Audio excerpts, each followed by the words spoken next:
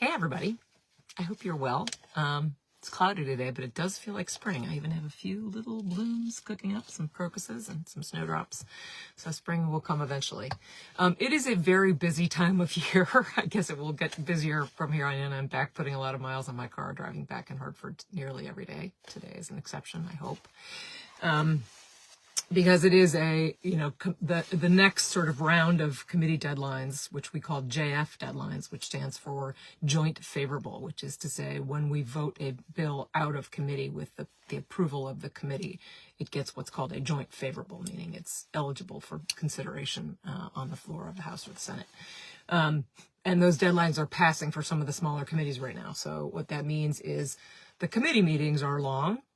So, for example, the JF deadline in Energy and Technology, on which I said passed, and the final committee meeting, they're voting bills out of committee, tend to be long because they tend to include the more complicated bills that, and it's, whatever bills are going to get out of committee. So it's sort of your last chance to talk. So it means that there is a lot of talk in there and sometimes contention, but, also a lot of, at the close of those meetings, a lot of bipartisan commentary about working together and the work that has been conducted together and our nonpartisan staff and all that. So it does mean for long committee meetings. Also for other committees, the final public hearings are getting held in environment, for example, where we're getting to the last public hearings. And those are also on the bills that are sort of later in the agenda, which means they tend to be the more complicated or sometimes more contentious bills. So those hearings are long too. And finance, we have one of the later deadlines of the committees for reasons we've discussed.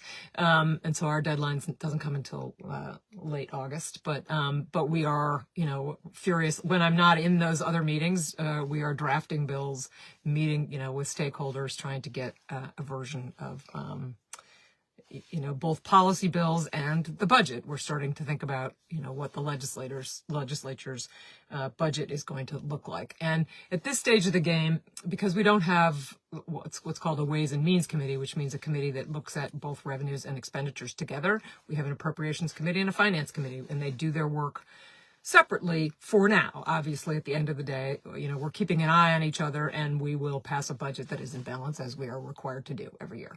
But right now, the Appropriations Committee, of course, is hearing all the needs in Connecticut, and some of them even before what we're facing on the federal level, which is stark. There were needs that we would have had to be creative about how we were going to fund or make some hard choices. And on the finance side, we're, trying to figure out, ensure we have adequate revenue to support those services. And so we're trying to sort of keep conversation with one another with the understanding that the packages that pass out of each committee at the end of our deadlines will not line up exactly. That's just not the way the process works. And then immediately after that, we sit down and make them work. But we keep an eye on one another. But it is, as I've said, it's shadow boxing when you're looking at federal policy, particularly with respect to Medicaid, that may hit Connecticut with, either somewhere between $1 billion to $2 billion in less Medicaid funding, which will hit everyone in our community and throughout the state. One of the other themes of the week is a lot of agriculture-related meetings. The Canaan Valley Agricultural Co-op had a meeting last week that I went to. Yesterday was Ag Day at the Capitol, which is always a popular one, among other things, because the FFA students in their blue corduroy jackets come to Hartford and everybody loves them. They do a great job representing their schools, their fields, their, academic interests, their, you name it, the communities that they come from. And I got to meet with some students from Houstonic and from Wamogo and a bunch of others from across the state yesterday who both came to visit me, and then I went over to the Capitol and got to hang out with them and with a lot of farmers with whom I'm working at the moment on some policy things, including a farm investment tax credit in the Finance Committee and some increased funding through a policy known as the Community Investment Act, which funds a bunch of things, including historic preservation, housing, and dairy farms. So we're looking at some increased funding for that this year, too. So it's a chance to, instead of having to always schedule 20-minute Zoom calls, it's a chance to just be in people's presence and hear what the latest is, and how people are interpreting certain things and whether we can correct it. And so a lot of good networking goes on at Ag Day, including just hanging out with everybody, which is also fun.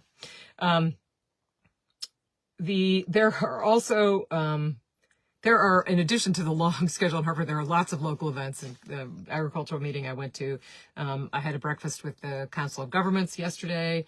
Went to an event for the American Mural Project. Tonight there's going to be a big announcement on the new superintendent in Region 20. And on Friday, I will be doing a forum on rural health. The Salisbury Forum is doing an event with several of us involved in healthcare in the area at the high school, Houstonic Valley Regional High School. So look forward to that.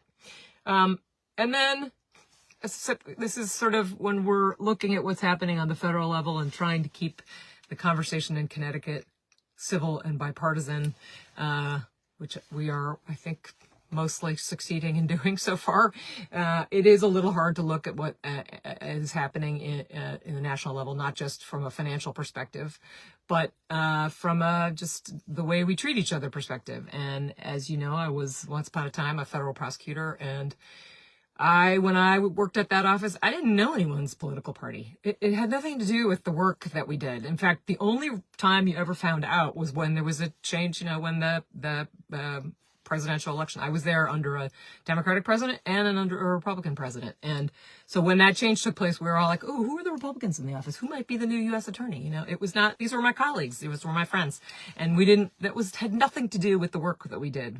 We were trained in, to do justice. And that's one of the great privileges of being a federal prosecutor. Your obligation isn't just to be zealous advocate for any cause. Your job is to do the right thing and to be just and fair.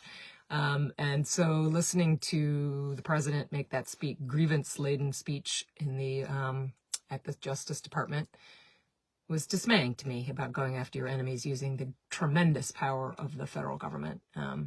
So I wanted to close on a more positive note, which is to say an example, a really moving example of someone in our community who was treasured for her service. And again, I have no idea what party she was in, but Sheila Anson, who was the long-term town clerk in Washington, passed away recently, and after a very short illness.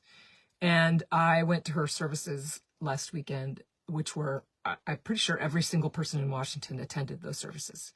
And it was just a long moment of celebration, first of all, of her service to the community. She shared her knowledge with me when I was learning about, we've had a lot of change in voting procedures, and she was really knowledgeable about that and was on some panels that I did.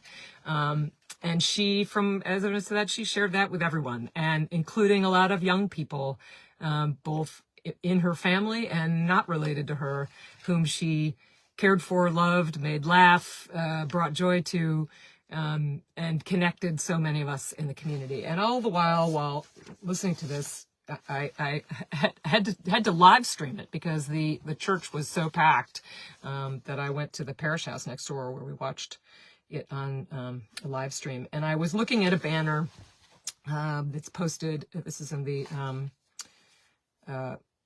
the Congregational Church in Washington, which said, "Be the church, protect the environment, care for the poor, forgive often, reject racism, fight for the powerless, share earthly and spiritual resources, embrace diversity, love God, enjoy this life."